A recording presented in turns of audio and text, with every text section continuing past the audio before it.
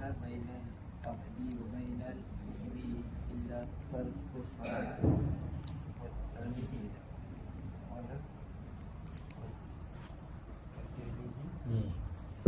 قال بين الكفر والإيمان ترك الصلاة. Ibnu Mujah kata qala tak boleh buat sini awak. Alhamdulillah Hasan. Bainal abdi wa bainal kufri tarkus salat. Sayyidina Jabir bin Abdullah radhiyallahu anhu meriwayatkan bahawa Rasulullah sallallahu alaihi wasallam bersabda, meninggalkan solat menghubungkan seseorang dengan kufur. Dalam riwayat yang lain, meninggalkan solat menghubungkan seseorang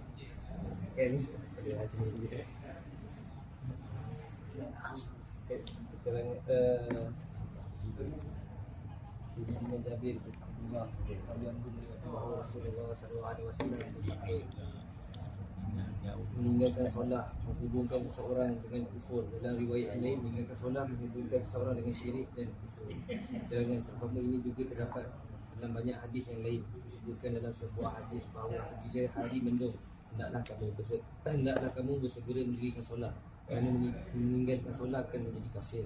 Maksud hadis di atas ialah jangan sampai solat diqada kerana tidak dapat mengetahui waktu solat yang tepat disebabkan cuaca mendung. Oleh kerana sekiranya terjadi sedemikian pun masih dianggap sebagai meninggalkan solat. Betapa kerasnya amaran daripada Rasulullah SAW dengan menjatuhkan hukuman kufur kepada seseorang yang meninggalkan solat.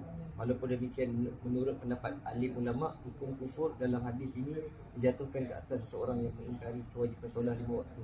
Namun amaran-amaran Rasulullah SAW ini amat berat bagi mereka yang memuliakan baginda sallallahu alaihi wasallam dan mementingkan setiap sabdaan baginda sallallahu alaihi wasallam. Tambahan pula, ramai antara para sahabat yang unggul seperti Sayyidina Umar, Sayyidina Abdullah bin Mas'ud, Sayyidina Abdullah bin Abbas radhiyallahu anhu dan lain-lain tetap berpendapat bahawa seseorang yang meninggalkan solat dengan sengaja tanpa satu uzur adalah kafir. Daripada kalangan para imam pula, Imam Ahmad bin Hanbal, Ishaq bin Rahawai dan Ibnu Mubarak juga berpendapat demikian. Tapi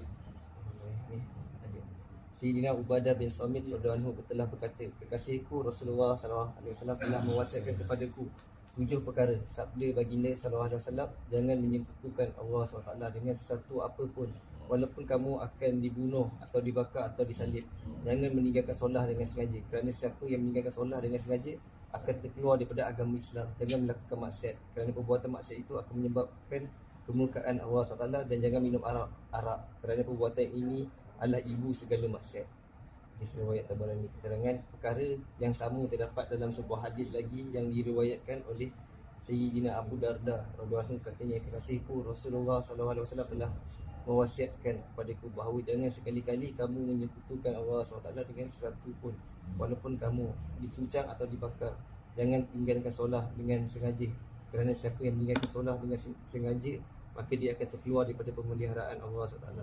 Jangan minum arak, dan perbuatan ini adalah kunci segala kekuatan.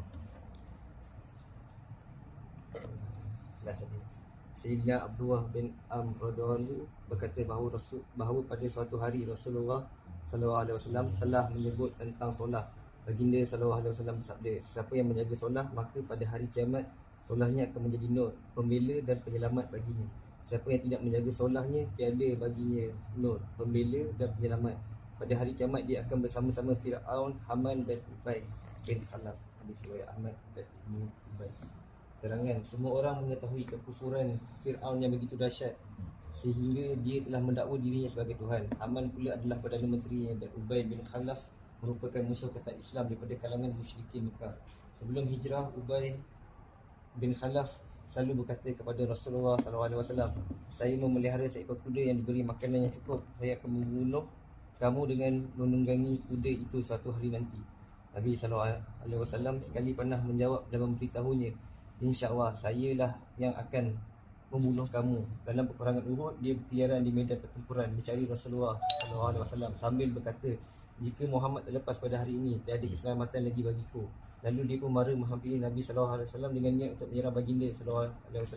Para sahabat radhiyallahu dari jauh lagi ingin menamatkan riwayat hidupnya, tetapi baginda SAW berkata, biarkan dia datang. Apabila dia telah hampir, Baginda sallallahu alaihi wasallam mengambil lembing daripada salah seorang sahabat lalu membaling ke arahnya. Lembing itu terkena pada lehernya dan terguris sedikit. Dia tu